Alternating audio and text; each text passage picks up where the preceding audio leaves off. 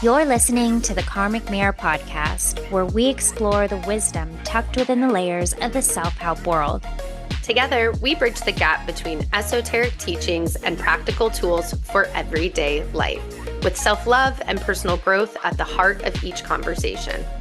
Whether you're a seasoned seeker or just beginning your path, join us and uncover the magic within and around you. Hello, and welcome back to another episode of Karmic Mirror. Hello, everyone. Today is a really cool topic that we have kind of thrown around for a very long time. It's kind of very central to both Allie and I, just as human beings, something we bonded over, but also we thought would require a deeper dive to really turn it inside out and understand why we love this topic so much. So, today we are talking about why we laugh, the science and the spirit of humor. I'm already laughing. And I think the topic of laughing is already having me laughing, and literally nothing is funny. However, something is funny in our weird sense of humor. I won't even say it's weird because it's just our humor. But for our audience, we're recording on a really heavy week, regardless of where, in the US political system, your views and policies lie. It's undeniable that it's a really heavy, heavy week here in the United States. And so we're giggling a little bit earlier about on Tuesday, election day, we're planning for Karmic Mirror and saying, let's finally do our episode on laughter and let's do it on Friday. And as Friday was slowly impeding, Michelle and I both kind of similar sentiments earlier today is we just have really felt in community and wanting to support those that are having a lot of heaviness and emotions around what's going on globally and in our country right now. And just the irony, I was like, well, it's either the worst day ever to record an episode on laughter, or given what we represent here at Karmic Mirror, it's actually the most perfect time to be recording an episode on laughter and the most respectful way to those out there having a hard time. Yeah, well, and this may even launch, I think, probably, I don't know, in the midst of the holiday season here in the States. And so who knows, you may need an extra dose of laughter or even just to understand more about it. It's a fascinating topic. I think that you and I have always talked about this from different angles. One that I think, and like correct me if I'm wrong, but I feel like myself, you can sometimes also have like 12-year-old boy humor or like things just laugh at funny things that, Yeah. maybe as adults you're like, why am I laughing at this? But it's really funny sometimes. Or as we'll talk about, sometimes it is a reaction from your body and there's deeper layers to it. And so there's that. I know for me, I have always found laughter and with that joy, even if it's fleeting, to be something that has just pulled me through so much in my life. And the other thing that we've kind of bonded over is that we both feel like we're pretty funny people. I always like, I think I make some funny jokes sometimes. And it's subjective, but It's in my definitely mind, subjective. I feel funny. But also, for me anyways, I always talk about how the humor is one of my top character strengths. And I mean that in the sense of positive psychology, via Character Institute that classifies humor as a character strength because of its ability to help us build our resilience, connect with people, alleviate Yeah. stress, and like I like that you have receipts to back up that you are a funny person. You're like, and for those doubting, I have receipts that I am indeed funny. And now I feel as though we've set ourselves up.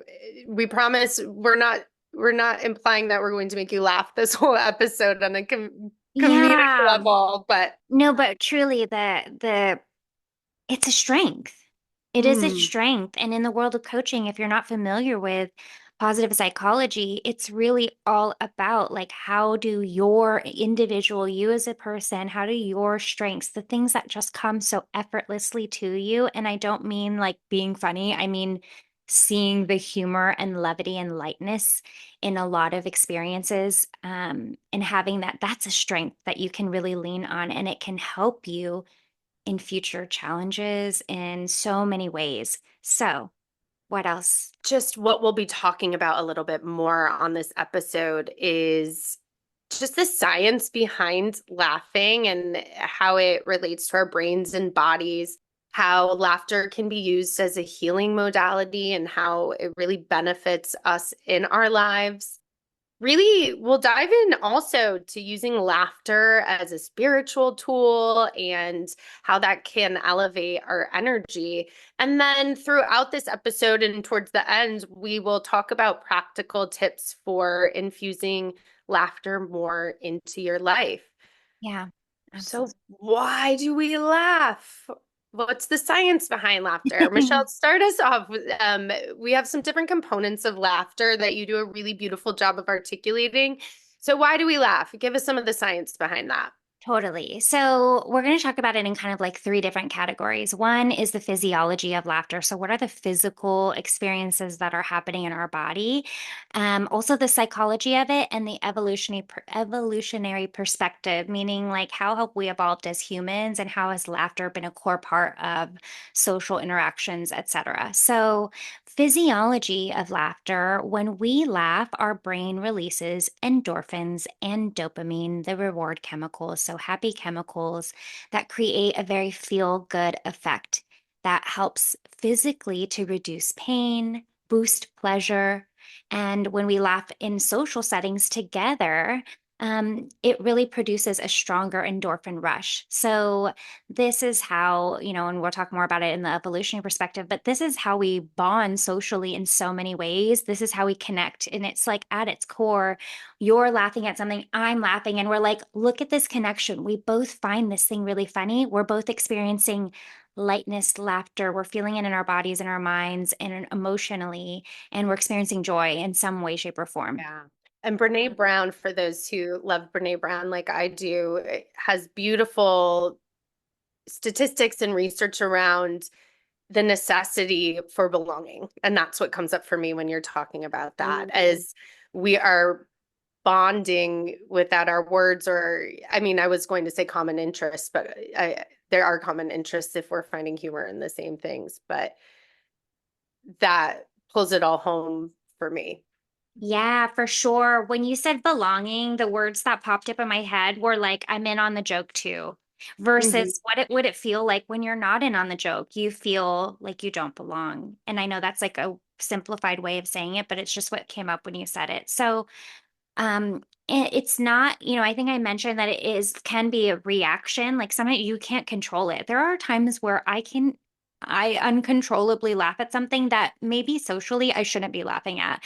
And so it's that, but also it's more than a reaction. It involves multiple processes in the body. So if we're keeping on this idea of physiology of laughter, it involves the limbic system, which is our emotions, the frontal lobe, which is how we understand social context, and the motor cortex, which is our physical response, just to name a few. And so, because of these multi regions being activated, that's kind of how it explains why laughter is contagious and why it can feel like a full body response. So sometimes you laugh so hard that you cry, or you feel out of breath. Some people might laugh so hard that they pee. Not me, but also it's okay if that happens, I think. Maybe you want to tighten those kegels. I'm just kidding. Or not. Now I'm getting defensive because I will share I have as an adult laughed so hard that I peed my pants. You know what? If I had to really go pee and I didn't, there's a and something made me laugh really hard. It's possible I could. So it's not too late. We were at the Blarney Stone in Ireland, and it was the first time I had really traveled abroad, specifically to Europe, and I was with three girlfriends. And I just remember laughing so much on that trip. And I mean, we were hungover too a lot, so might have been even more funny, but I mean, we couldn't find a bathroom, and my friend was doing something hysterically, and you just have this moment like I mean, not the full way pee my pants, but yeah, laughing so hard. I was like, you guys, I Yeah. literally just peed my pants. It's a I full body experience sometimes. because I mean, literally, just scientifically, it's activating multiple regions of your brain, your emotions, your body. And so, it's all it happens. Um, I'm not going to talk about it, but you just sparked the times when I peed my pants as a kid. new Like, what the to hell? I mean, I did one time on the middle of like a frozen over lake. It was a frozen lake because literally I wasn't wearing ice skates. And for everyone who doesn't know, I grew up in Alaska and I was in the middle of a frozen like it was like a pond maybe. And I was wearing just regular boots and I couldn't get out because my feet kept slipping. Wasn't funny because I cried so hard. I mean, I was like 8. But anyways, so last thing I'll say on the physiology is that laughter also triggers the parasympathetic nervous system, which we talked about at length and will always talk about. But Mhm. it lowers your cortisol levels, which is our stress hormone, and it reduces blood pressure. So parasympathetic nervous system, this is our relax and recover. It's our rest and digest. And so it calms the body, but for long-term effects, it helps boost your resilience to stress. And so it's like a natural stress reliever. It's a natural and sustainable stress reliever. It's like any trust muscle or any muscle, both physical, mental, emotional, the more you do it, the stronger it gets. So the more you laugh, in theory, right, or in science, the more we boost our ability to bring that strength to all situations and have it kind of to rely on. I really geek out about laughter from an evolutionary standpoint of Yeah. bonding and I mean, shocker, shocker with my strongest gifting community. I like to think about the evolution of laughter and social bonding. Can you talk a little bit more about that? Yeah, I think. I'm just kidding. Um, so laughter, it's very likely that it evolved to help humans bond and build trust within groups. It's also something that we share, like many other traits, with primates. Mhm. And so And there was a study on rats too around laughter, which I know I get a little squeamish about too, but yeah, like what are y'all laughing about? Rats? that they have the capacity to. I don't know. Moving on, but they have found in those studies, we know nothing Well, about this. We're just throwing that there are some studies with some animals out there. yeah. Google it. Um, Go ahead. so it's so basically it keeps people connected, it keeps people cooperative, which you could argue in social settings can be helpful in some ways. It also helps to ease tension and calm things down after conflict. So when you're so laughter in that scenario, it's signaling to us, it's signaling to our brains that there's no more threat when we're laughing. And so it kind of diffuses the tension. And like I said, we see this in humans and in primates. Laughter helps restore the peace, helps maintain harmony in groups. I hope I didn't already mention Chimp Empire in the podcast, but I know I have. But I just have this visual because there's so many fascinating social constructs that are not unlike humans, within the chimp tribes and in the Amazon or and whatnot. And anyways, it's really fascinating. So that's it on the evolutionary. But really quickly, like we'll just touch on the psychology. Unless you have more to say, I think we're going to talk a lot about the social aspect of it because it is like so relatable. No, I was just giggling a little bit about my friend Eric does not like monkeys and chimpanzees because they creep him out. They're so My like mother-in-law human. too. Yeah, I yeah, had yeah. about a month after I watched that series where I was telling anyone who would listen, I was like, "Do you want a new show? How about Mhm. Chimp Empire?" It's a documentary where they watched chimps for 20 years.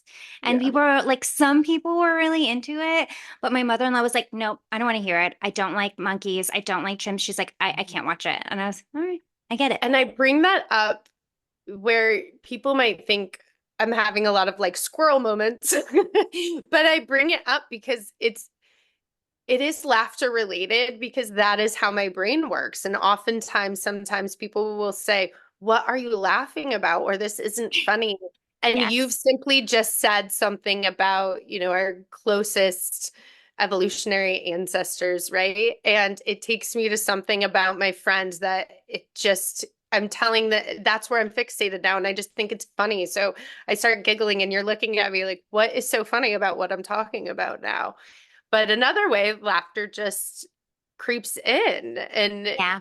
kind of elevates that energy. And then you see here in a social setting, then Michelle starts to attach to that. And then it makes her think, even, the story earlier where you started to share how you had an accident on the pond. It's just Literally. evoking these stories, which we'll talk about ego in a little bit, but it's like eliminating that ego, right? Yeah, To share what would be embarrassing stories to a lot of people.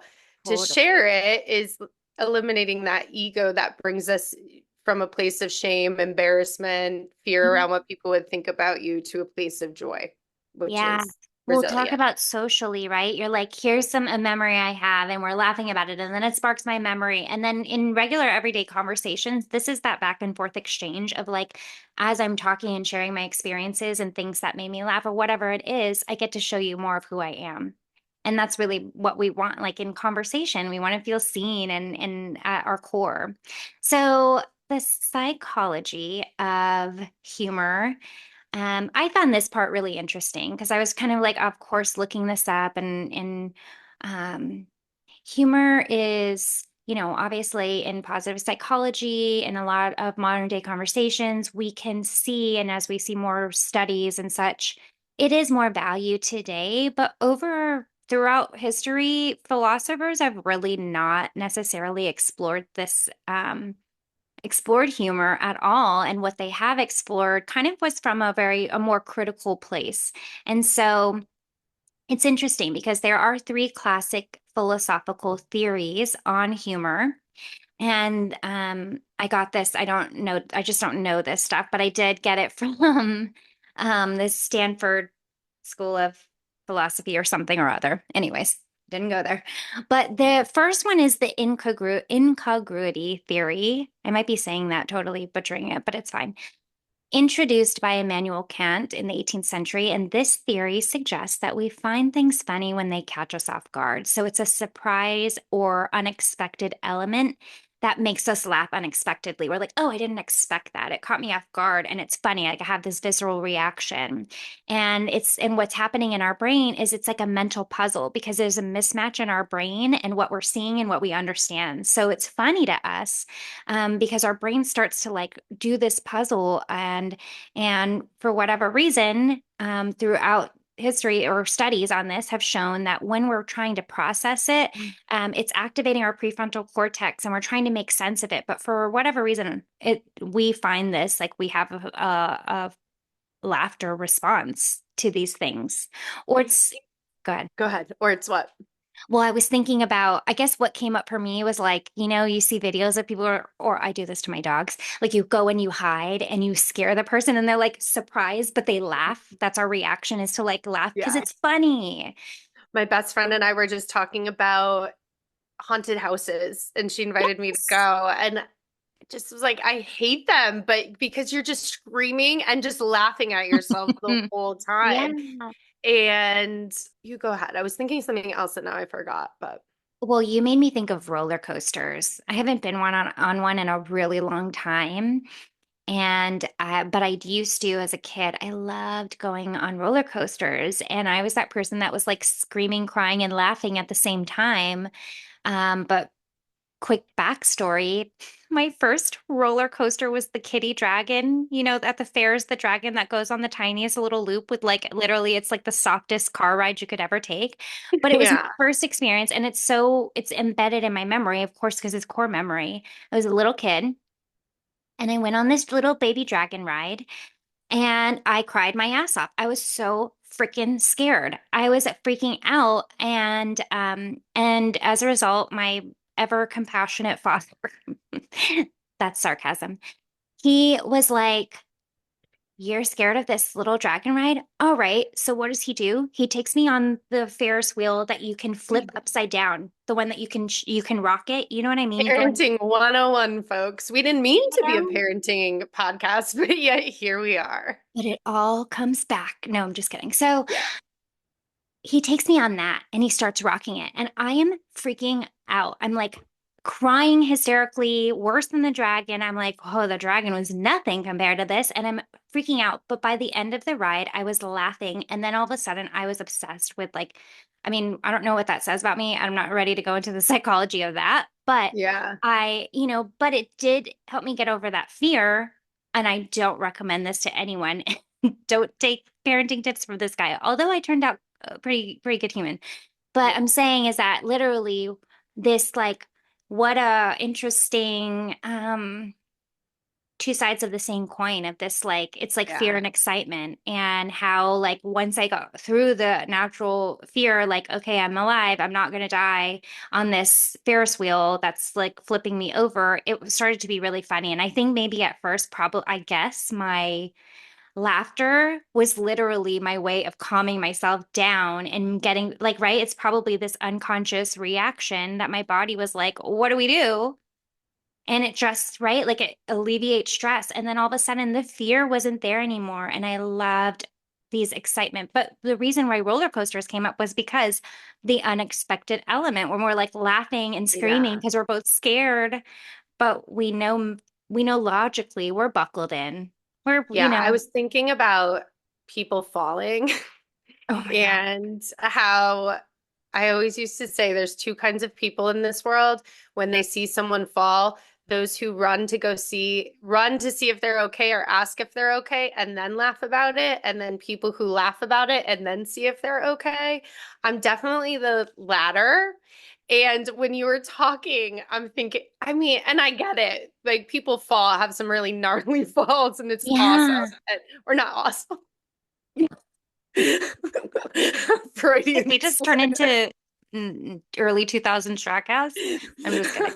Freudian slip. Even though they can be awful, it makes sense because you've probably never seen falls like that before in your brain. And so it's really hard to make sense of how did this happen? And I think about Yes. my dad always, when I'm so clumsy, I think it's very three-line too, and he could never put together how I could be so agile and so athletically gifted and also so clumsy. And so when things would happen, he would just sit there and look at me and just laugh at me, Yeah, yeah, which yeah. I don't know, maybe that's for another day to dive in how that ruined me in life. But those are the things I think about. And so it makes sense when your brain can't make sense of it, you Yeah. can go to laughter. Well, yes. Something else came up as you were talking. Oh, yeah.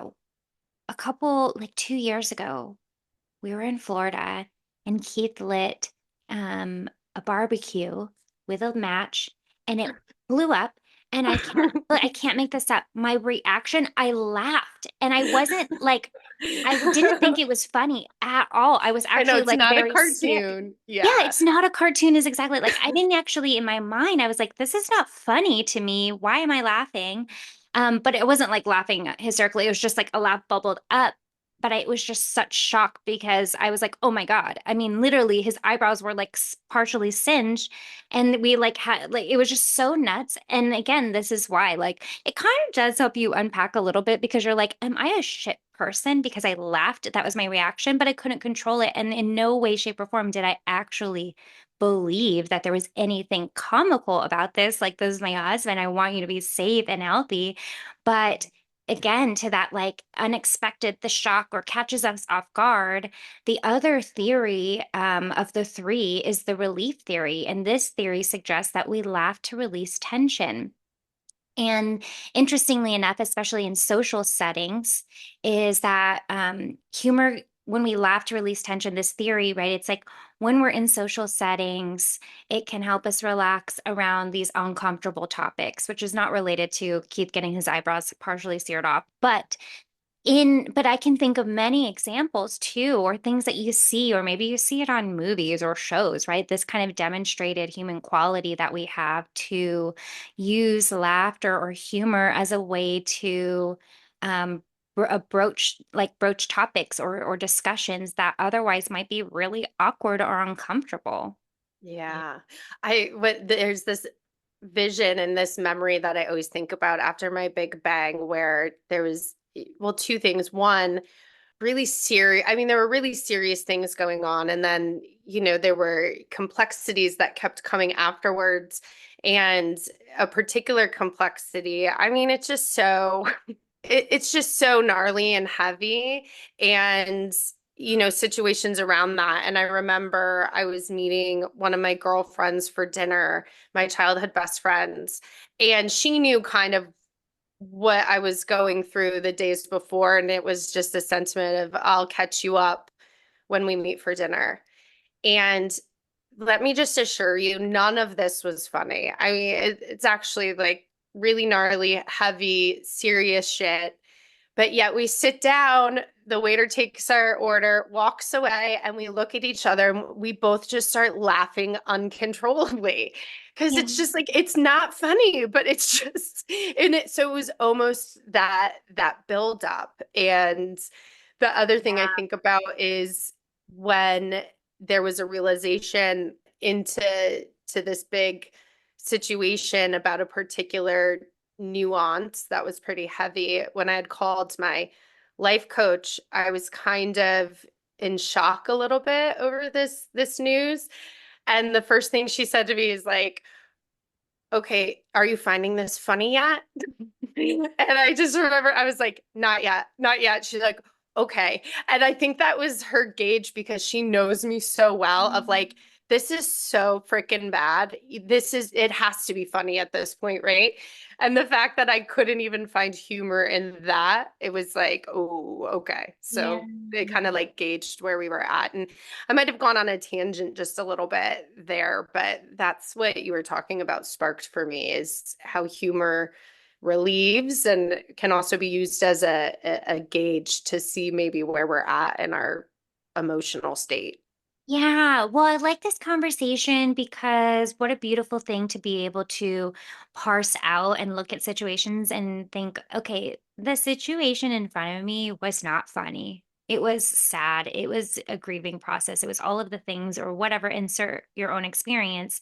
And I can separate my reaction. I can also, I can separate the reaction, right? Also, what element of my body is literally there to support me and is like, you need to laugh because life is serious, but it's not that fucking serious. And also, at the end of the day, we get to do life. We get to choose to live in this body. We get to choose all of these things. So, if we're going to let ourselves feel the depths of sorrow, we also get the opportunity to expand our capacity to hold both, right? Like, these are examples of how you hold the grief and the joy, how we are so capable of doing that. I think it's a really beautiful thing to observe. So, the last theory I'll say, which isn't that fun to talk about, it's kind of a sad one too. It's the superiority theory, but um, I think we can see this played out in so many ways, but this theory explains that we laugh when we feel better than others, like when we find someone's mistake funny, and it's a way of confirming our own position and reinforcing group bonds and shared norms. Isn't that fascinating? Yeah, I see your mind going. So I want to know what you're thinking. I'm thinking I don't like that one. And then I'm thinking, why don't you like that one? Let's get interested about it. Yeah, like how or when have I done this and why does it strike a chord? Oh, one thing that just popped up, going back to the relief theory of like laughter as a way to release tension and help us relax. You know what came up in my mind is like when we don't want to have say the thing to the person, like this comes up in relationships a lot, right? When we don't want to say the thing, we don't want to sound nagging or like we're complaining or picking at somebody or whatever it is. Yeah. Usually I hear, and I'm guilty of this too, of you make it a joke. You make it funny, Mm. like pointing out something that someone did that you didn't like, or that's not cool with you, or whatever it is, right? I think I can think of so many ways where this happens where I'm like, oh, you didn't do that thing, and we make light of it because that's how we feel comfortable to say it. Like, what's worse, not saying anything at all? We have this tool at our, within us, okay, where everybody has the ability to experience humor. Everyone has this as a strength, maybe less or more so in everyone. Um, but it's a way to do it. It can help. It can bridge. It can create a little support system to say the things that you're not ready or that you're maybe afraid to say or whatever it is. Yeah. And in that vein, it brings up where my brain goes of a fine line and of humor and laughter and bonding in social settings. A couple of places my brain goes is that oftentimes you can see poking fun or teasing people or making fun of people as a way to bond, right? And there are really 100%. safe and beautiful ways to do that. And then I think there's also moments where it's completely inappropriate. Yeah. However, people may not express their level that it's inappropriate for them or it doesn't feel like making fun or it doesn't feel like teasing. And I think that's where I think about that third theory. What was the third theory you said? Superiority theory. Yeah, like a fine line of when does just teasing, because listen, I can appreciate a good banter and laughing at myself and my friends teasing me. I mean, I Yeah. was biting off the deodorant caps until I was in my late 30s. And my friend taught me that you just swivel the bottom of it and it easily comes off. Oh, And now yeah. all my friends will consistently send me, deodorant things. That is, I mean, that's hysterical. It's like poking fun, but Yeah. I think we've all been victim to being in situations with friends where laughter is at your expense, and that's not healthy for the bonding. And it actually bonds some and makes others feel excluded. And you see that my best friend's daughter, she told me, was talking to her because she was feeling really sad. She felt like her best friend was just like picking on her and making fun of Mm. her. And my best friend did a really beautiful job of talking to her about why that might be and have the conversation, and because they're children at that point. But when we don't teach it then, I think oftentimes we can see that show up in what I was talking about of some feeling excluded or less than. Yeah. Well, and on the other hand of that too, or I guess bringing it to an aspect of evolutionary social bonding, etc., it could look like things going too far in terms of joking and being able to show up differently and set a boundary and say and express yourself. Hey, that made me really uncomfortable. And you took it a little further than I was ready for, or whatever the conversation is. And I imagine that in those situations, if that were part of the conversation, what a beautiful relationship if the other person responds in a way that's respectful. Like, think of how deep your connection can go, because friendships and things like that, like it's not always happy and laughter all the time. Sometimes it does go overboard, and that's such a beautiful testament of how deep you can go with yourself and in your relationships to be able to like think about how empowering that is if you're able to say your piece, express yourself, be heard, and maybe evolve the way your relationship is, respect each other or see each other or elevate the way you communicate. Like you could really use that to propel yourself in so many other ways. And I think that's really interesting too. And here's how we take it really deep, ladies and gentlemen, and where laughter at its surface level can be, I think where you're getting at here, and I full-heartedly agree, is that it's just other opportunities to explore yourself and get to know yourself better or Yeah. set boundaries. Brene Brown had an episode recently. Her mother passed away over the last holiday season, and she had her two sisters on with her, and they talked a lot about that, the final couple of years in the process, and they laugh a lot through it. Yeah. And specifically around the topic we were just talking about, like, imagine. how beautiful this conversation is. I mean, they're on a podcast, tons of people listen to this.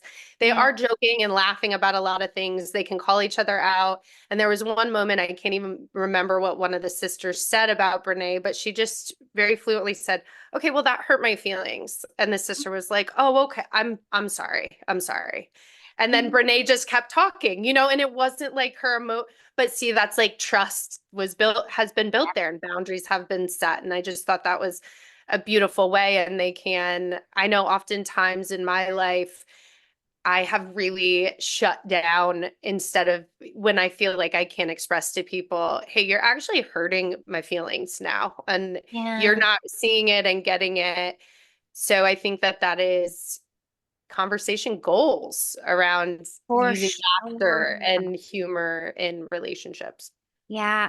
I don't know why, but earlier I was thinking, no, I mean, I do know why, but what came up were one, I watch Drag Race. I watch a lot of Drag Race.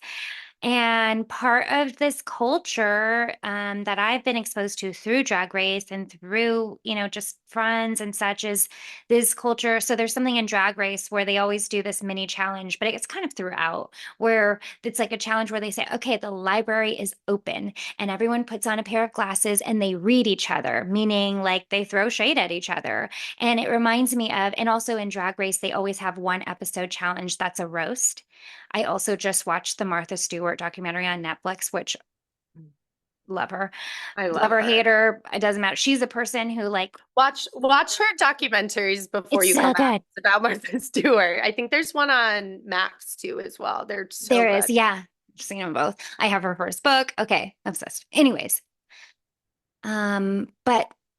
but in that Netflix documentary, this real like very almost like redemptive arc in her story was her going on this Justin Bieber roast and reclaiming the narrative, taking the hits of these like funny jokes. And what they said in the documentary that I thought was really interesting was that they said, when you're doing a roast, the goal is to make people laugh, but also the goal is to make people laugh, but to get to a deeper truth. Because that's the same thing with like the roast on Drag Race or the library being open and reading one another. And here's why I bring up Drag Race, because more oftentimes than not, like you'll see in a lot of LGBTQ culture, people come together and they support one another. But I see this among, I won't say all drag queens because I'm not a drag queen, I can't speak for them. But what I see on the show, anyways, is that over the course of the weeks, like any show that you're on with someone, they start to bond and they build um a sisterhood or a community of people that they can now rely on. So many times I see drag queens who maybe come from like places that are more isolated or not where they're the only drag queen and they come in, they're like, wow, I just found a drag family. But they're able to read each other. And so much in the culture of drag is about like throwing shade but it's funny. There are Mhm. sometimes deeper truths to it, right? It's like half of every joke is a truth or something. I don't know. I'm Based butchering on that. truth. Every joke is based on Yeah. truth. There's lots of iterations of that. And very interesting because the last note that I really had on just this sense of community and laughter and bondingness is to consider that there's cultural nuances to Yeah. laughter, which is what I think I would consider that here as well. So what's appropriate in one culture might seem disrespectful in another Oh my culture, goodness. Yeah. but nonetheless, just an area to bond. And I think you hear that too I work for an organization that is across the pond and they'll say like, "Oh, it's just Brit humor," you know. And Hmm. so again, it's like bonding them. That's exactly it. Well, and the last thing I'll say about the drag race, well, besides like watch it because Not forever, but for this episode. yeah, well, like also, they throw shade, they call things out, there's truth to them. And more often than not, there is so much love behind it, right? Like one example could be well, this is, not uncommon. Let's say there's a drag queen who's been in the business for 30 plus years and she's throwing shade at a younger queen who just started out and is like an clearly I know all the scenarios because I love this Yeah. I just love this world so much and but they always end up having these deep conversations or they connect and they say like like there's so much love. We're doing this, but also like we accept you regardless. Like we're throwing shade at you. We're like calling you out on your delusion because you think you've been doing this for a year and you think you're better, whatever the things are. Yeah. Clearly, I watch a lot of this. But but we love you and you're still our family, like, and there's just such beauty in that. I love it. So I think that naturally kind of brings us to humor as actual medicine. And I Yeah. don't mean like you break your leg, like let's laugh about it, you're gonna heal, obviously. Um, you didn't hear that here. So, but humor as medicine, in terms of the therapeutic effects of laughter, what are the benefits mentally and physically of laughter itself? Well, you joke a little bit about breaking your leg and it won't heal that, but laughter does act as a natural pain reliever. Yeah, And that there have been studies out there where those who can laugh through situations or laugh through injuries or chemo treatments and those types of things have seen stronger healing components again yeah, and shorter durations in which they heal. So you also just think about it physically also, which is interesting is like laughing. Think about laughing so hard that you can't even breathe, right? How does your stomach feel? Probably really tight. Have you ever been to that place where you're to people you can't even breathe? You're like, stop, stop, yeah, because you yeah. It's physically. like the hardest workout I ever do, Yeah, I mean, your body period. is literally working out and it's improving your cardiovascular health. It is reducing stress, lowering cortisol levels. We had improving respiratory function. Yeah, it engages the diaphragm. Yeah. Um, and it increases your oxygen intake, improves your lung capacity. Your muscles relax. I didn't know this until this episode, but after a really good laugh, your muscles relax for up to 45 minutes and reduces physical tension and discomfort.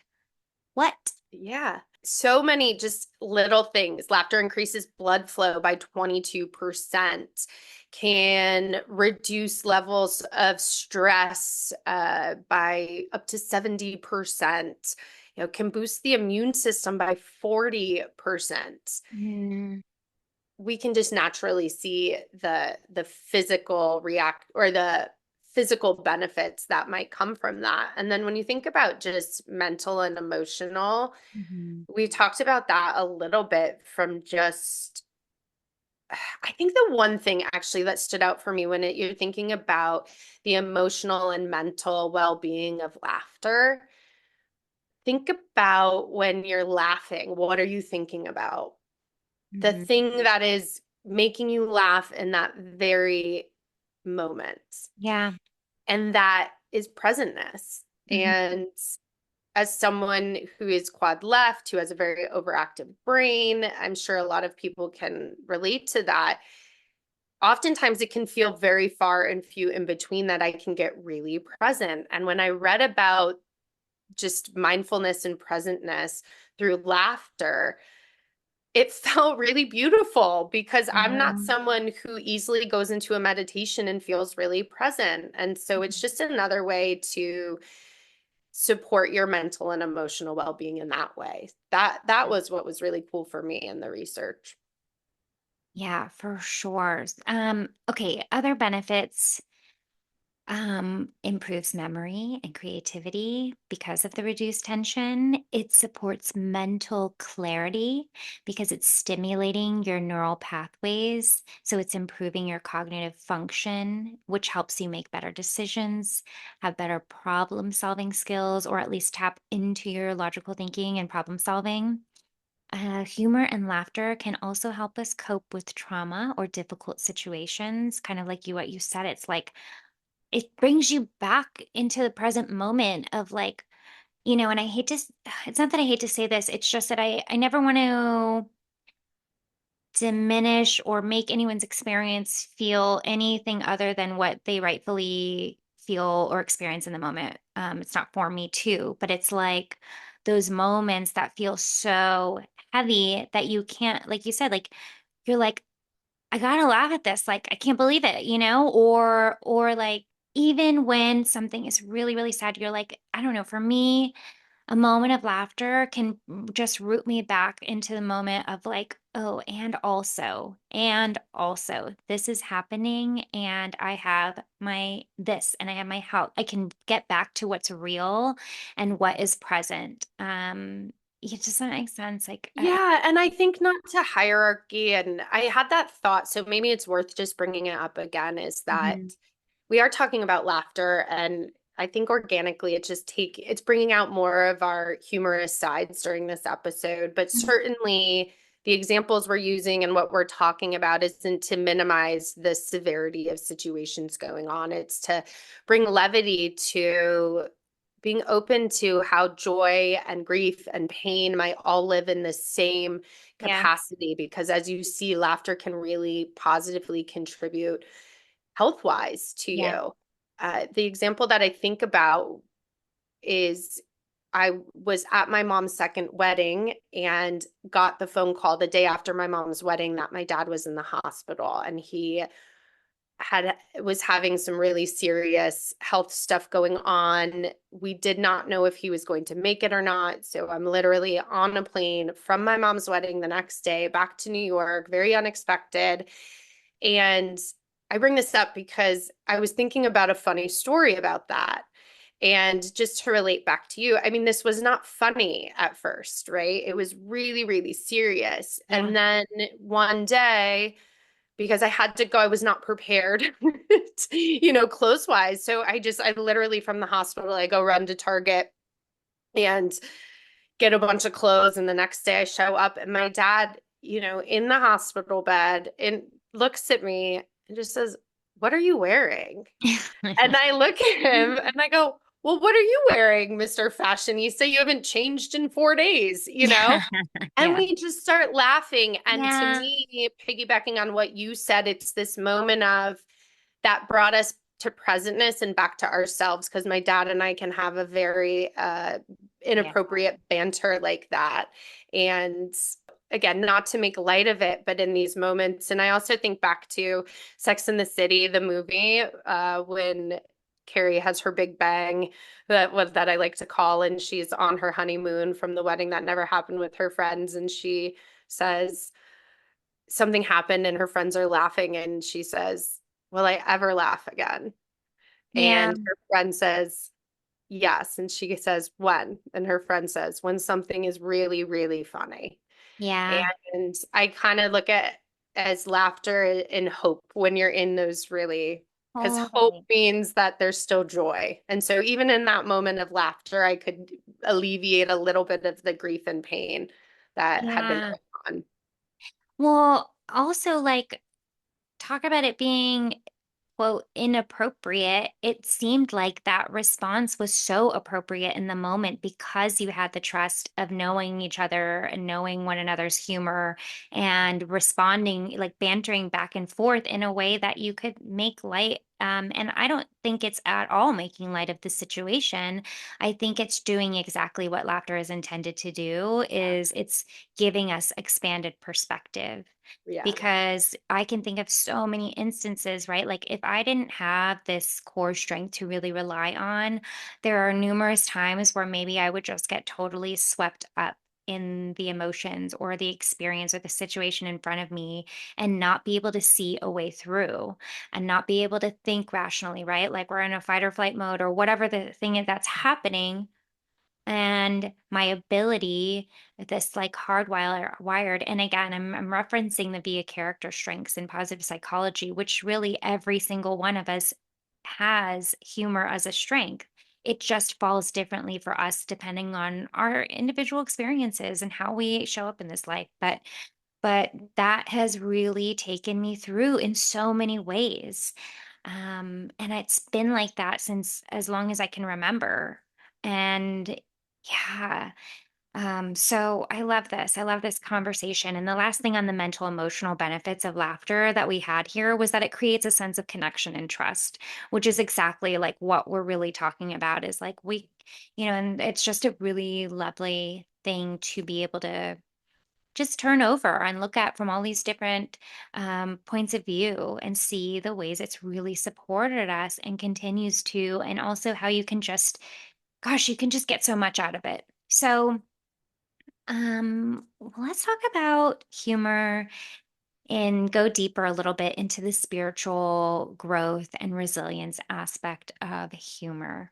And I think how it relates to resilience, because we were talking a little bit before about similar situations where people might have some, let's just say like an injury, let's say something not hospital necessarily inducing, but Sure. walking Yeah. into a branch, you're looking down at your phone, you walk into a branch or a pole, right? Mhm. And person A may be having a really hard day and or and by himself and get all scratched up and is just lets that energy linger for a long time, right? And that encompasses us. And person B may be looking down with at their phone with their friends, which is also interesting because the collective and the energy that might bring to help you be more resilient in times. Same thing happens. You walk into a branch, scratch your face, you laugh a little bit sooner, and those are just two different experiences, right? And how that can impact you. And I'm not a doctor. I know, shocking. Again, we talk about that a lot. Bring Not? it up. I'm What not. have I been going to all my appointments and I'm just kidding. What? And the way it was explained is it's the egoic part of your brain of healing is maybe not the best word for it, but getting through that embarrassment, shame, hurt, resentment about the incident that happened to you quicker when laughter is Yeah. involved, Well, which again, is overall healthier for yeah. ourselves. Well, it's the perspective pie, right? Like it's being Mm, able to yeah. see more than what's just in front of you. And you made me think of like in that example of like, you're on your phone and you run into a pole or whatever it is, you could make that the story of your rest of your day. You could talk about it, you could identify with it, and now it's become a part of who you are today is I'm the person that is like runs into poles and I'm so mad and life is coming at me. Mm. And if you are able to tap into that sense of like levity through laughter, through humor, like, oh my gosh, I can't believe this just happened to me. It shifts your perspective, it expands your perspective, and you can see past this one experience. You can be like, oh my, like there's just so much that can come about that. And Well, and if you're feeling a certain way about that, think about the limitations that can come from that. for sure, Not absolutely. wanting to do XYZ because you don't want to feel that way. So, eliminating the space for the ego spiritually allows you to have a deeper connection to yourself, to others. And it's that area where you are saying, like, vulnerability is kind of what that is. It connects back to also just Yeah. being able to find humor in yourself or the things that are happening. Yeah, for sure. Well, on the same note of like ego and spiritual growth is shadow work. Laughter, in the same way, can help us confront our shadows. It softens uncomfortable truths, right? Like, oftentimes, you don't do the work of looking at your shadow, looking at the things that you don't want to see, that your mind doesn't want to let you see about yourself. And what happens? You continue to loop on it. You continue to identify with it because you just don't want to see it. You don't want to encounter, you don't even want to deal with it.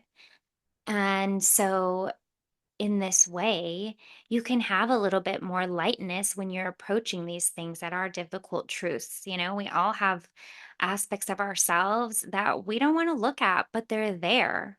You can't run away from it, right? There's nowhere to go.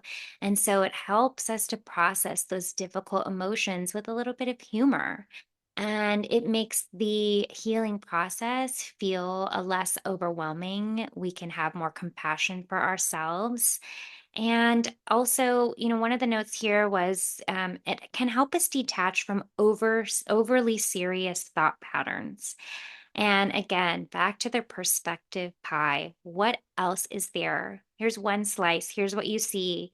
And what else? I don't know, depending on what size of your pie, you got a bunch of other slices that you can turn over, that you can see that there's more than what we're just limiting ourselves to experiencing it. And laughter and humor is one of the ways that it's one of the things we can use to our benefit, to our advantage. And I've said so many times in this conversation about how it's one of my core strengths, but that we all possess it. And so it's one of the things that you can intentionally weave into your life and in so many ways. I mean, literally, if I'm feeling down or I'm feeling like whatever, meh, you best believe I'm gonna go look at some dog videos because they're so funny to me. Not to everybody, but to me, like some things are so funny, or my dogs do something funny, and I'm putting myself in those places. But that's how you build the muscle, is by intentionally doing the things that you know bring you laughter or are funny to you in a really beautiful way, right? It's like it's this little gateway to presence and joy. Yeah, it's that resilience piece. The more you use your laugh muscle, the more Yeah. you will feel called to use that, which is actually joy, which is just bringing joy into your Yeah. life, right? And kind of neutralizing all of those emotions on the other end of the spectrum potentially. Absolutely. Well, it's the mental clarity. It's all the things that we said, and um, it's so so true. Well, I guess this is as good a time of any to bring up that video. Don't even remember what it was called, but you can Google it. It's like a video that was floating around the internet ethers around a couple years ago, and it was a social experiment on like a London. I don't know what they're called. Is it called this? It's not called the subway, but you can guess it's the same. It's their mode of transportation. And so they did this social experiment and I don't know, mysterious, I don't know. But basically that they started laughing on a train and slowly, or not even slowly, but one by one, everyone on that train started laughing because the laughter is so contagious. Mhm. And talk about shaking you out of your spiral, shaking you out of your whatever future tripping or ruminating on the past, like you're knocked because it's this full body experience, because it's socially contagious in so many ways. It's a way that we bond. It's all the things that we've said today. It's like it shakes you out of that and back into presence. And so we were just talking before we hit record, and I'm like, I don't know, but I imagine what if there was a person who was literally just like so, going through something we don't know. And for maybe a few minutes on this train, they were laughing and it felt good and it felt joyful. And yes, you go back to your life and things, but also you had that moment. And we really can't take those instances for granted. They're Mm-mm. so, so valuable as we've talked about mentally, physically, spiritual, all of the things, but we need that. Yeah. Well, personally, I mean, it goes back to the two examples I gave earlier. And, I can think of like maybe one or two more, but the fact that, arguably the quote unquote hardest and most challenging part of my entire life to date, because more challenge will come. Humans are not exempt from pain and suffering, but that I can, in my healing journey, I can recall far but few, Mhm. in the first months, but I can recall the moments that made me laugh out loud because they were such a disruptor in my pain and my trauma and my PTSD. Like I literally remember the first time I could laugh again. And that goes back to the Sex and the City. Like, will I Yeah. ever laugh again? But that is, I think, just a testament to what you're speaking of just the importance and the gift that laughter can be. Because those, I mean, they were far and few in between, but those were the singular moments in months that I felt really joy and light and coming out of, the fog. Yeah. So just really, really beautiful. And kids did it a lot. The first one was a baby that Yeah. made me laugh a lot. And we were just laughing back and forth at each other. So to your point too of the train, I love we didn't that. know why we were laughing. We were just laughing Yeah. uncontrollably. And I just remember being like, oh my gosh, I haven't laughed in weeks, you know? Yeah, absolutely. Oh my gosh, what comes up as you're talking is like, to me, that sounds like, for lack of better, or maybe it's cliche, of like these moments of taking back your power. And I mean that in the sense of like, to me, being able to hold all of it is like when you start to see yourself doing it, when you start to literally observe yourself holding your grief and your joy in the same moment. It's so empowering. You're like, oh, yeah. And I don't know if, like, I'm not saying like this is the cognitive thought that comes up for you, but it's like now in retrospect, to me, it's like, oh, yeah, I am more than this experience. I am more than what happened to me. I'm more than this sadness, this emotion. I'm so much more than that. In fact, I am this divine spiritual being here to actually experience all of it and have deep wisdom in the way that I tap into all of the emotions and I don't get stuck in them. I don't have to be stuck in them. I have such control over this because I have this like ability to tap into laughter and joy in the Yeah. most pure, innocent of moments. And, and what more pure way than with a little babe. I think it's one of those things where, in hindsight, obviously, I make that connection because we're talking Yeah, about for it sure. today. I would say that in the moments, and there were a lot of different themes during that time, but in those moments, I think it goes back to that. I point to my head, like I knew it, Yeah. but in my heart, you still are not so connected to the gift that that is. However, along the journey, I see all of the gifts that were bestowed upon me, and including, and we will get her on, Yelena from the Confetti Project, right? Yeah. That was really well timed, which is why I think I'm really passionate about this podcast and having these conversations because they evoke these ahas for me. And just kind of circling back without going too much on a tangent, I think I was able to recognize it a little bit more because I have been through things, I thought what happened with my dad was the most traumatic thing that was ever going to happen to me. And then Mhm. ta-da, you were wrong. But navigating that allowed me to navigate this a little bit more. And so it's a little full circle, but knowing that I would find humor with my dad, even when there was a lot of fear, Yeah. helped me to allow myself to have probably more of those emotions earlier on, Yeah. to be fair. Absolutely. For sure. I love that. One of the things we talked a little bit about was that laughter is high vibration. It's high frequency, and not to get too no, it's okay to be too esoteric. I mean, that's the whole premise of our Welcome podcast. to the Karmic Podcast. That we named it Karmic Mirror. But it is laughter raises our vibration, and this connects to everything we have talked about today, and especially the social aspect of it. But think about high frequency, high vibration. You don't have to be like using that language, but I just think on a purely magnetic topic, if I am joyful and I find my laughter and I use that and I connect with people in those ways and I'm running on these beautifully positive emotions, um, it's a high frequency state and that makes us more magnetic. We attract more of that and it lightens our mood. We can release stagnant energy. I love that. I'm all about moving stagnant energy. We need it and we can do it in many, many ways.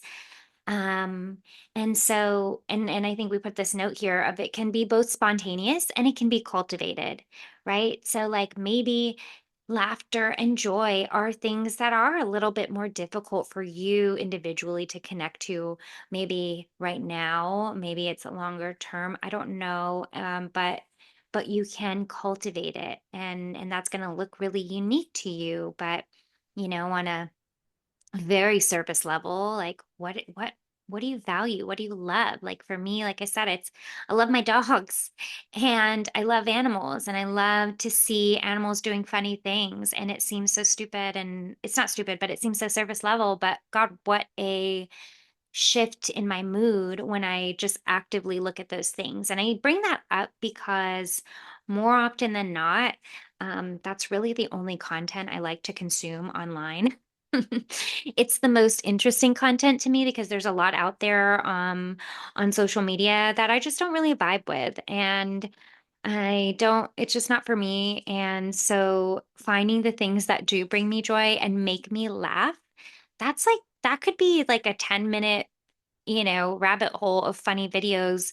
And that's 10 minutes where I literally laughed and just like, and it shifted my mood and it did all the things that we talked about physically in our body. And with, it's like, that's a way to intentionally do it. That's a way. There's millions of Yeah. ways. I'm feeling called to bring up also at its most basic level, if this resonates with you, and just being open to humor in difficult times. I think we can often gaslight ourselves when things are really bad or really hard. And it's the Mhm. programming in your brain of the should or shouldn't. And during those times, and of course, there are appropriate and inappropriate, right? Read a room. But I think giving yourself permission when things are hard, when, right, to find joy, because I think that can look a lot of different ways, right? Obviously, if someone is about to cross over, that can be really, really challenging. And I'm not proposing you sit around and laugh about it.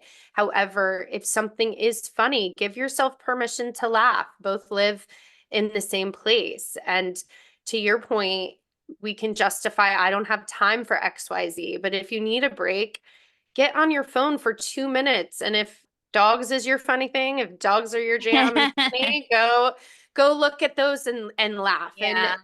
I think it's just really, I think there can be a block to welcoming laughter and joy, laughter or joy through laughter into Yeah. your life, because I know I have had that block. That's why I've felt called of like, what is funny about, like, I can't be laughing, then Yeah. people, I mean, but that's a whole different narrative.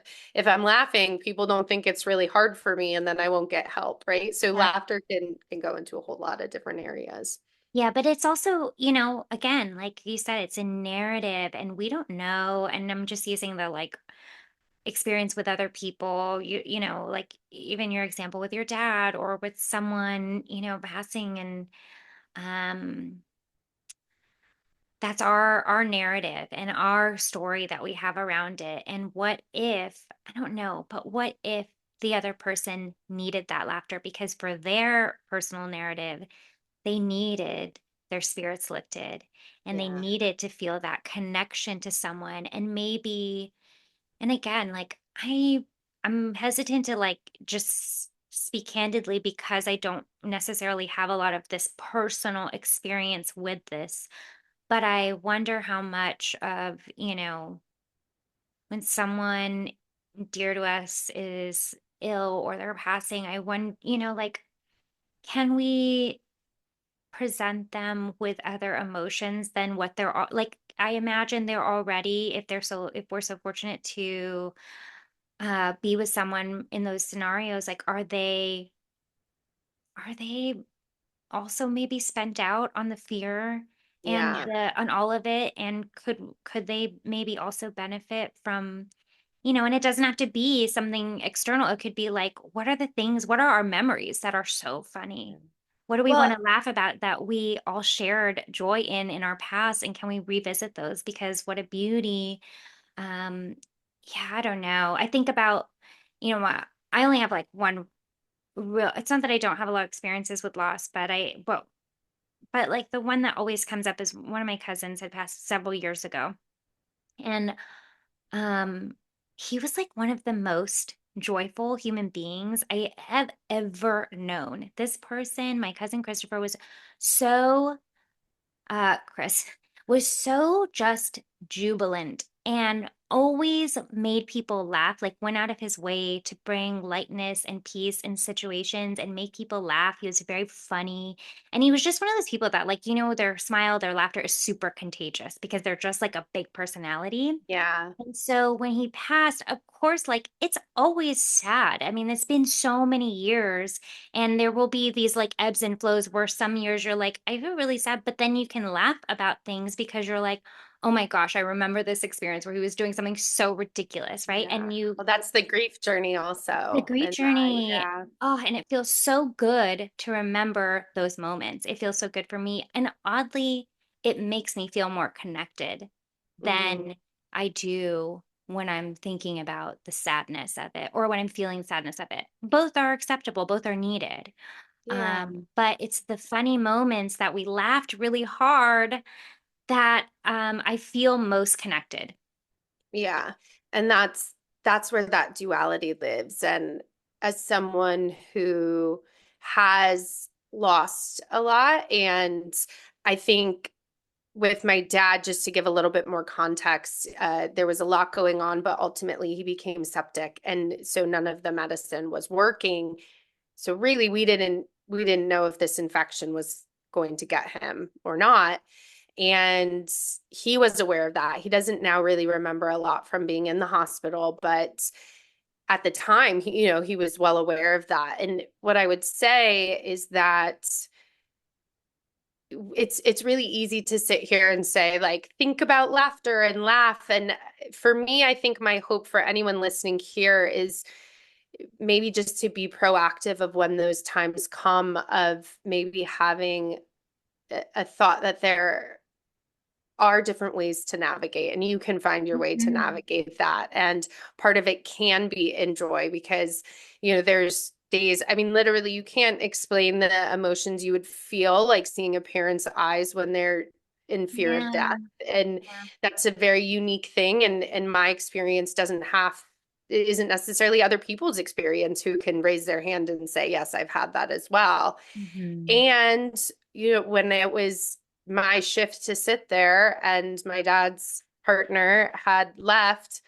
and then when she's almost coming back and my dad's joking, he's like, "Hey, Allie, tell her I just didn't wake up when she was gone." And he like closes his eyes and acts like he's dead. And it's so, I mean, I hope that's not triggering to other people, but we just both start dying laughing. And Yeah. but in that moment, again, he needed that, back to your point. And I guess you can relate it back to just when people are having really hard times. Like for him, I think, imagine somebody who is in that situation, just to like bring some lightness Yeah. to what has been a super heavy time. Just was really good for our souls in that moment. And again, made me feel really connected to him, and him really to me. And I think that that just makes people feel really safe. And when really hard shit is happening, to have energy back, circling all the way back to talking about the energetics that you had brought up. Mhm. Energetically, you're in a space where you're feeling safe and you're feeling loved Yeah. because of laughter. Yes, 100,000%. I love that. We do have a little section on practical tips, though I don't know. My tip was not a practical tip, it was just another thought.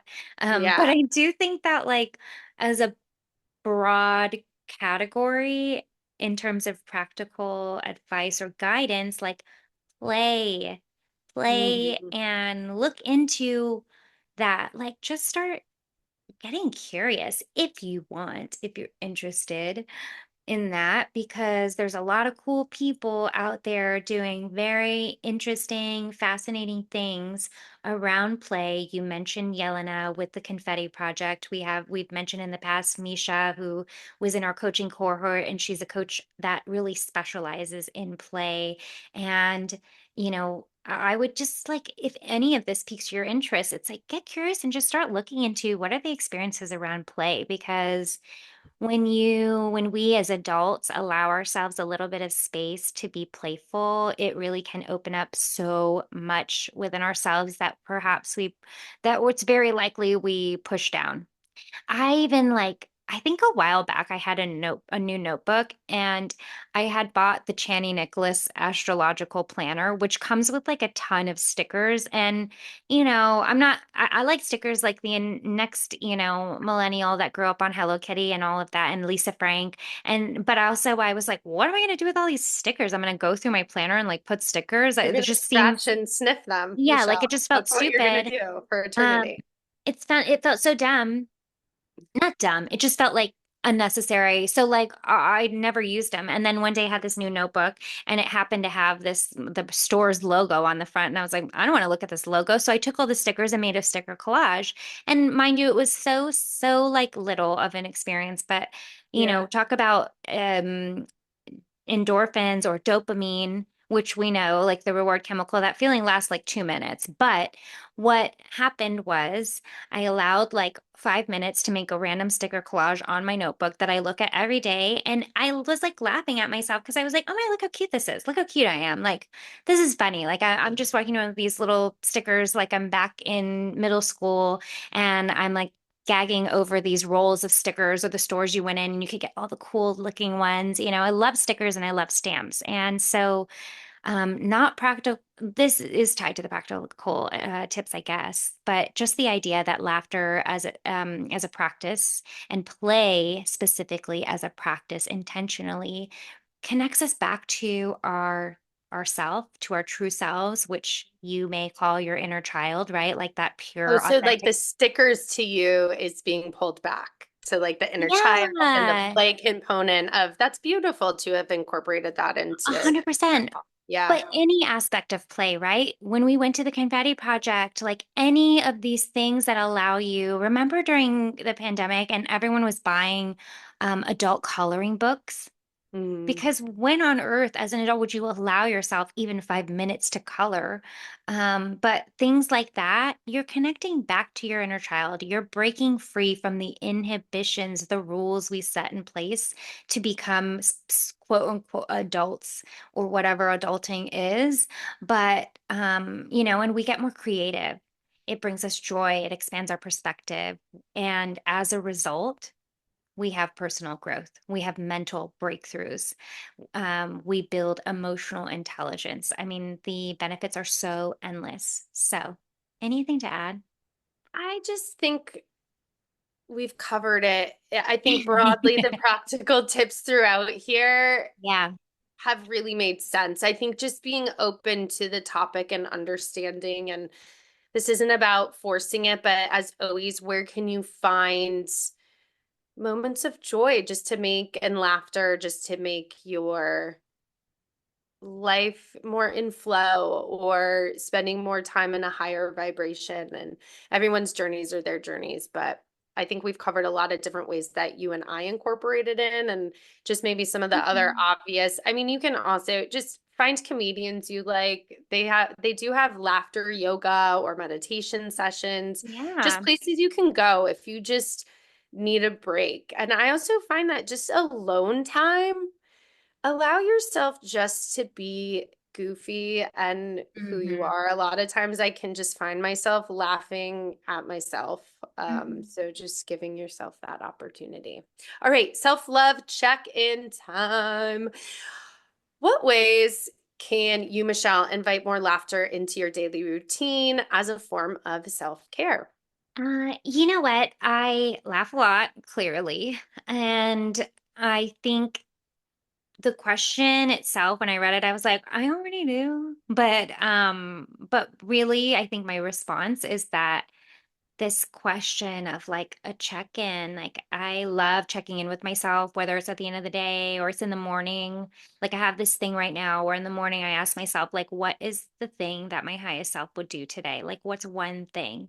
And usually it's like, she would spend the extra time caring for her skin, or she would go water her plants. Like it could be so simple. So in that same idea, I think I'd like to just check in, like, what did I laugh about today? What was really funny? And what did and just like letting myself sit with it, because that deepens the emotion, that deepens the experience and the feeling. I mean, the term is savoring.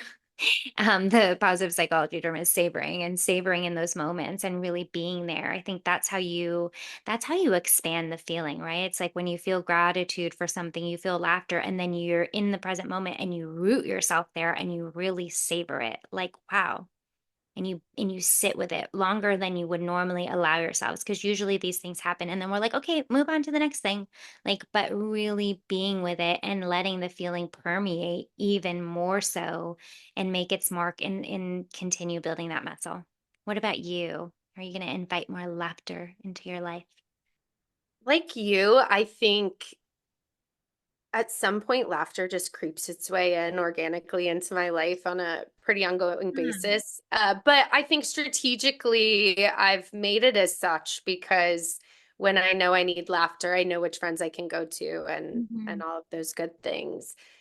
I will share what I've done to invite more laughter in is I've started to look into and buy tickets for comedy things. Oh my So we're going gosh. to Giggly Squad in January, my best friend and I. Yeah, you We love that.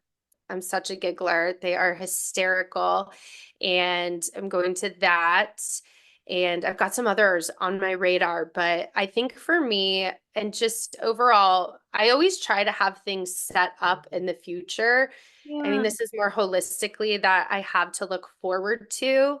And it was I mean, I did it very intentionally, starting to look at if I'm going to be spending money on things, looking specifically at comedians events Mhm. that would bring a lot of laughter. So I'm looking at Chelsea Handler will be here in Montclair. Oh That could be a yeah. good one. Phil Hanley is one that I think is really funny as well. So if you found me funny at all during this podcast, then maybe you would appreciate those comedians as well. Michelle, where do you go for laughter? I think that is just exposure to, do you have anyone that makes you laugh? Or any movies that make you laugh out loud a lot? I was gonna say myself. No, You can what? How I very Leo do. of you. I Um, love that I though. do find some comedians funny, although, I gotta be honest, there are far and few in between that really like long term, like continue to make me laugh. But the Yeah, people who, I mean, I'll be real, like as far if we're thinking comedians in general, I mean, there's some people on Instagram that are so funny. Like the other day, just some people, it's again, it's like like take it or leave it, but there's just, there are aspects of social media that really I just like I'm not I don't vibe with, like I said, but there are moments, and this happens probably at least like once a week, where I go down the rabbit hole of funny videos and just have like a really funny laugh session, and then obviously I send them to you and other people in yeah, my life. But the other day I was like, Instagram is freaking Instagram, or the internet is interneting today, because it yeah. was just one after another of videos that were making me laugh so hard. There was the most recent one of the grandmother who was on that wheelchair, where they, not the wheelchair, the motorized chair that takes you up the stairs, and it had the background music of the Wicked Witch of the West, and she had a witch's hat and a broom. And I'm like, this is freaking hilarious. So I don't know. I think stuff like that. Honestly, I think everyone who puts their grandparents on Instagram and their grandparents are funny, that shit gets me every time, Yeah. because I just think it's hilarious. So there's that. If we're talking straight comedians, honestly, I'm like old school, so old school. Like I ride hard for Dave Chappelle, controversial or not, but like he was one of my first comedy shows that I ever saw, and it was in San Francisco, and I was with a bunch of my friends, and everybody was kind of coupled up and stuff, and it was like five or six couples, and it was friends that we all worked together at Mac, and so there were just a bunch of gorgeous makeup artist girls and their husbands or partners, and we went to a Dave Chappelle show in San Francisco. This was years ago. I mean, I was like 22, 21, maybe. I don't know.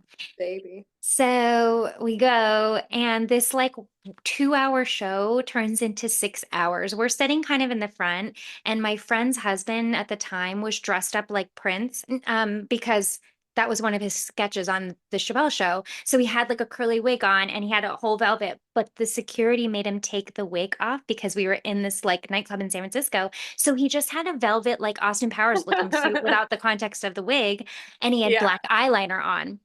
So like it was just so funny because the way Dave Chappelle is he just is who he is. Like he's so freaking real and he's so funny naturally that the show turned into 6 hours because as he's closing up, he's like people are asking him questions. And it was a really intimate show. So like he just kept going.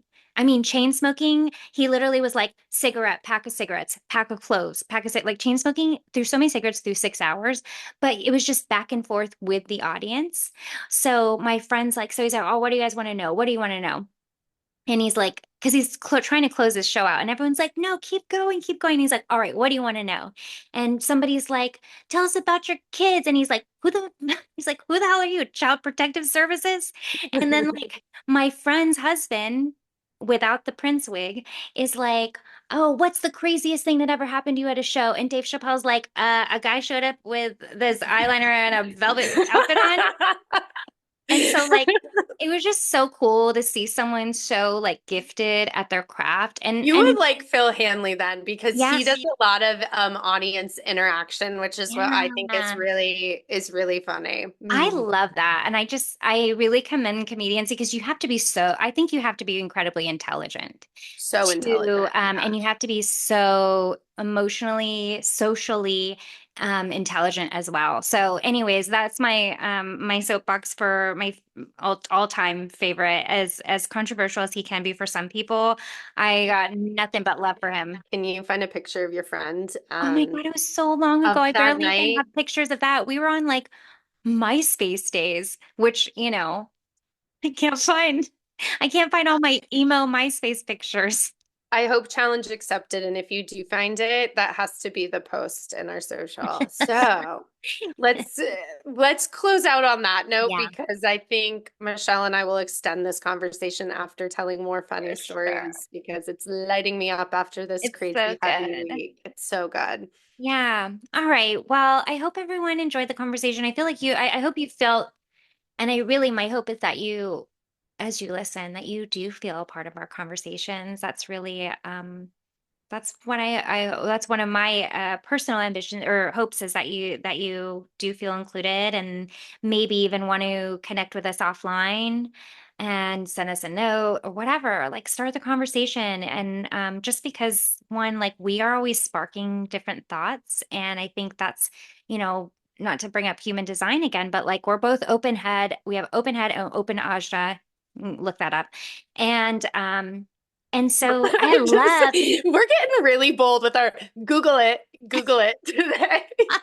Like we are um authorities on this and go Google it. yeah, we're like, here, come listen to our podcast, but also we're going to tell you to go look it up. So, but truly, so I know for the both of us, we really love like having these conversations and for people to like share their thoughts. And that's just something I really wanted to shout out. But, Yeah. you know, so, just as we explore the esoteric and kind of bridge the practical daily life, or at least that's our mission through so much of what we do at Karmic Mirror, laughter is exactly that. It offers this bridge between the two.